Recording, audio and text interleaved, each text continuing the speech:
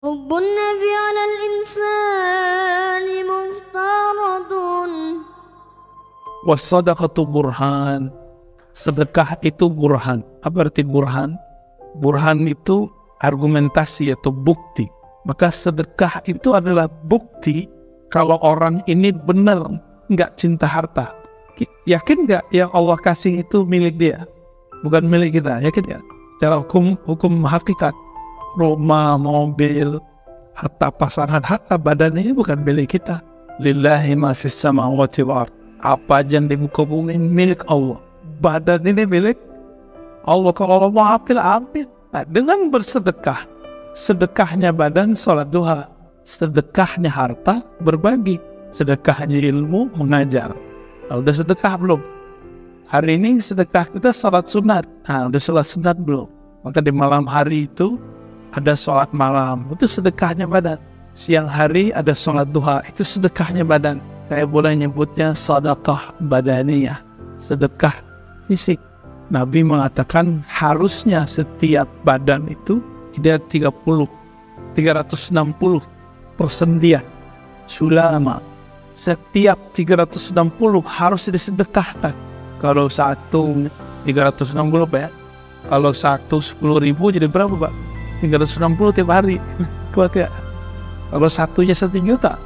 Nanti ketahuannya nanti pas udah sakit-sakitan. Coba kalau sakit-sakitan yang punya masalah mata berat, coba mata kalau dioperasi berapa sekarang? Ngeri Pak angkanya. Telinga ada yang gini, coba gini. Dan bayangan tuh pilih bayar pas berobat atau sedekah. Cuma udah telat ya, udah tua baru sedekah. Tapi sedekahnya dari sekarang. Sedekahnya seharusnya dari sekarang. Nabi mengatakan tabassumuka fi wajhi akhika sadaqah. Kamu senyum di wajah saudaramu sedekah. Ternyata orang barat kasih penelitian. Orang senyum mukanya itu terjadi olahraga di sini. Nabi nggak pernah melakukan penelitian, tapi Nabi diperjalankan ruhaninya. Jadi Nabi bisa lihat masa depan. Hasil penelitian sekarang Nabi udah tahu semua. Makanya Nabi kasih pengobatan yang inti-inti. Selebihnya ikuti versi zaman kita. Wasabru dia. Nah, ini yang paling inti di pagi ini. Sabar itu dia. Jika sholat itu cahaya, sinarnya bersumber dari sabar.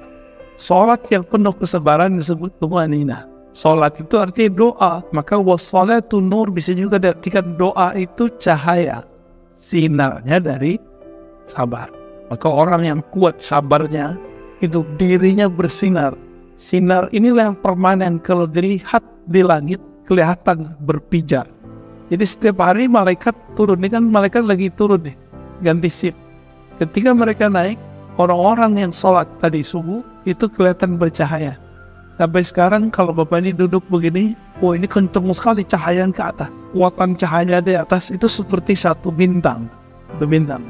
Nah, yang baru sholat sekarang tuh baru bercahaya tuh dari tadi. Kelip-kelip, redup-redup.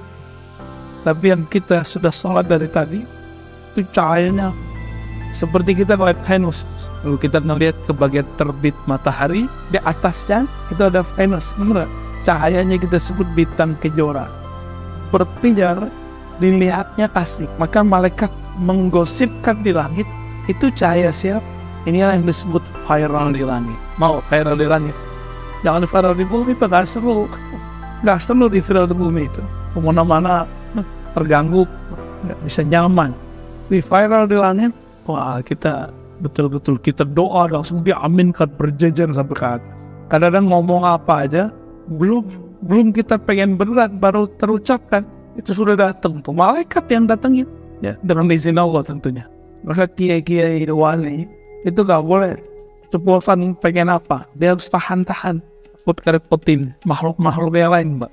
Maka kita ini kalau ketemu guru kita kadang bilang saya suka ini, walaupun kita gak bilang nanti saya yang kasih pakai, kita pengen aja bawain. Itu baru kiai yang viral di bumi. Gimana kalau viral di langit? Bahaya Pak.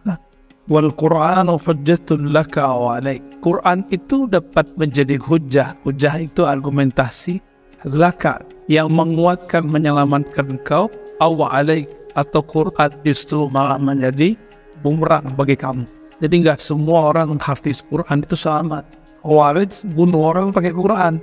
Ini kita baru dapat rekaman video salah satu orang yang disangkakan bab teroris berdebat dengan main-main antum-antuman kan. Lama-lama dentum-dentuman itu. Ngeri Pak, ngeri sekali. Seharusnya bilang aja, jika saya menyebabkan engkau sesat, maafkan saya. Seharusnya selesai begitu. Yang bolak-balik. Kalau di dalam diri kita ada nurul afu, cahaya memaafkan, cahaya minta maaf. Ya minta maaf aja sih susah amat. Nanti di akhirat kan kita begitu semua. Ini baru persidangan bumi loh. Di akhirat nanti orang-orang disidang, mulutnya ngomong, gak ada saksi, tangannya ngomong, gara-gara kamu tuh kami tidak selamat. Kakinya ngomong lagi, badannya ngomong, semua ngomong, lidahnya sendiri. Ini hadis Imam Tirmizi. Di hadis Imam Tirmizi dikatakan begitu. Semua anggota tubuh berkata kepada lisan, wahai lisan, jaminan kami kamu. Kalau engkau selamat, kami selamat. Jadi nanti kita ini berdebat sama diri kita sendiri. Kalau itu kan masih sama jamaah kan? Kita nggak tahu hakikatnya siapa yang benar, siapa yang salah. Tunggu aja hasil sidangnya Pak. Kita doakan baik-baik aja mereka ya. Jadi Quran ayatnya suci, tapi kalau udah sampai di pikiran manusia belum tentu suci. Nah, tapi banyak orang-orang yang mengklaim pemahamannya suci cuma karena baca ayat tertentu. Tolong dibedakan Quran yang suci dengan pemahaman manusia yang pasti tidak suci. Pak Adi ini habis Quran, punya pemahaman Quran. Saya baca Quran, punya pemahaman Quran. Quran yang kami hafal itu suci, tapi pemahaman saya, pemahaman Pak Haji itu gak suci. Bahkan Pak Haji pasti sepakat tuh ya. Nah, kalau untuk kelompok Khawarij di akhir zaman, itu mereka menganggap pemahamannya terhadap ayat itu suci. Jadi beda dengan dia, beda dengan Quran. Udah jadi Allah aja dia kan. Ini ciri-ciri Khawarij. Beda dengan dia, berarti beda dengan Allah. Dan ini sudah mulai muncul. Ya, na'udzubillah min dzalik. Qul nas yaghdu fa ba'yu nafsahu fa mu'tikuha aw mubikuha. Setiap manusia berangkat, ada yang menjual dirinya, menggantikan dirinya dengan surga, ada yang menggantikan dirinya dengan neraka. Ya. Semoga kita termasuk yang pertama. Amin ya rabbal alamin. Hadis kedua.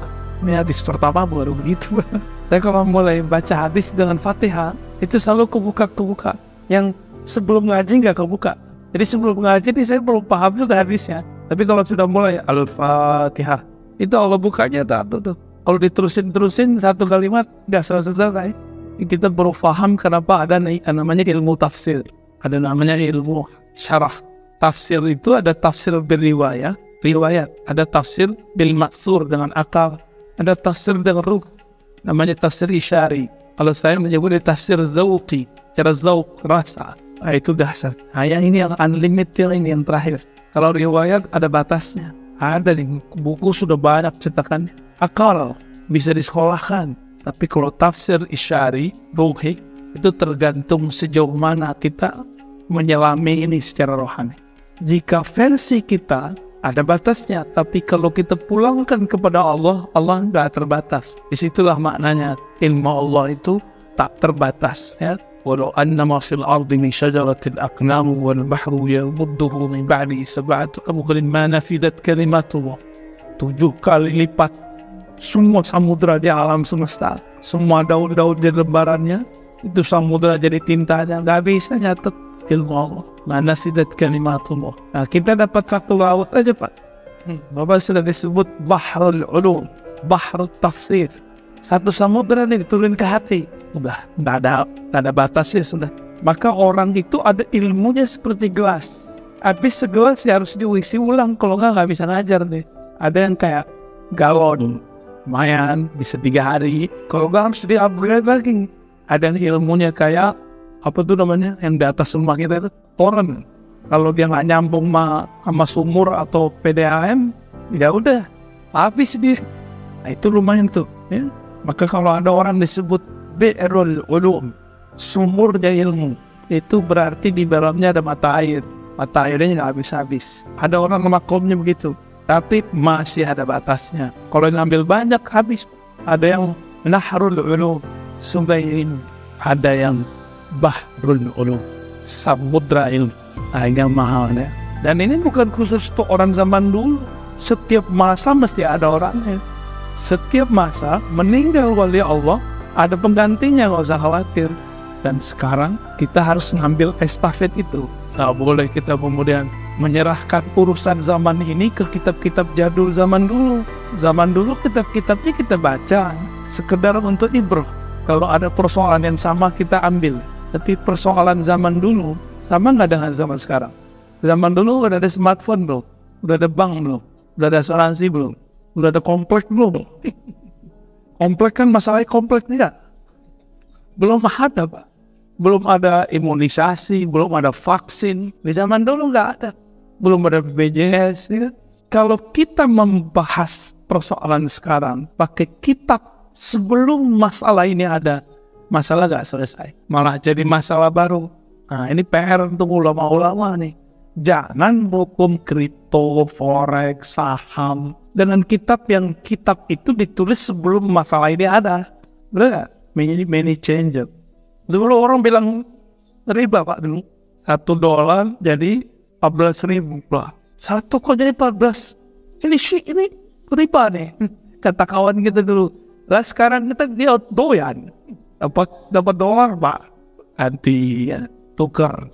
Jangan-jangan hal-hal yang disebut forex, kripto sama, cuma beda aja, ini digital, ini tidak gitu. Cuma karena kita berhukum dengan hukum yang dulu diproduksi, lalu untuk dipakai itu untuk nyelesain masalah sekarang nggak selesai. Inilah terjadi kenapa ada kiai-kiai debat masalah hukum bound, riba haram, nggak ada dalil yang mengatakan riba halal, ya betul nggak? Lalu antum pakai penjelasan ulama di zaman bank belum ada untuk menjelaskan hukum bank. Ya nggak selesai masalahnya. Itu kira-kira. Jadi jangan selesaikan masalah kita dengan kitab-kitab lama. Kecuali Quran. Qurannya kan umum. Quran itu babnya bab ijmali. Jarang-jarang sekali Allah berbicara dalam bab hukum muamalat secara tafsili. Betul-betul Allah kasih semacam pelonggaran antara imam-imam mazhab kita. Keilmuannya sudah sampai pada level roof. Makanya mazhab mereka relevan sampai sekarang. Itu yang saya ceritakan di bulan-bulan sebelumnya. Orang dulu kalau zakat mesti pakai benda fisik. Tapi Abu Hanifah bilang boleh dengan yang senilai. Di zamannya dia disebut najis oleh Hamad bin Zaid. Tapi zaman sekarang semua mazhab nggak ada yang nolak bahwa zakat fitrah boleh digantikan dengan angka. Caranya nggak mesti pakai beras, Pak Kiai ini saya beli berasnya, ambil. Ya kan gitu kan, kalau di kampung, saya mau zakat Pak Kiai, itu kan main-main, nggak praktis. Tapi boleh, benar nggak? Begitu nggak caranya? Kayaknya nih mesti begitu nih. Ya, kalau Pak Haji bilang kita menghargai orang-orang yang menggunakan, oke. Tapi kalau orang sekarang sibuk, Pak, atas sibuk. Sembari lagi di mobil, pecet jadi, ya kan? Tinggal kirim tandanya. Itu sudah dipakai oleh lembaga zakat internasional, nasional. Masa kita belum pakai? Kira-kira begitu. Perkataan ini tahun 130 disampaikan oleh Abu Hanifah. Dan baru relevan di tahun 1440. Sekarang ini nggak ada yang nolak. Nggak ada yang nolak, benar kan? Maka kecerdasan dia itu melewati akal dan riwayat yang ada zaman itu. Inilah namanya Zauki, nyambung sampai ke sana.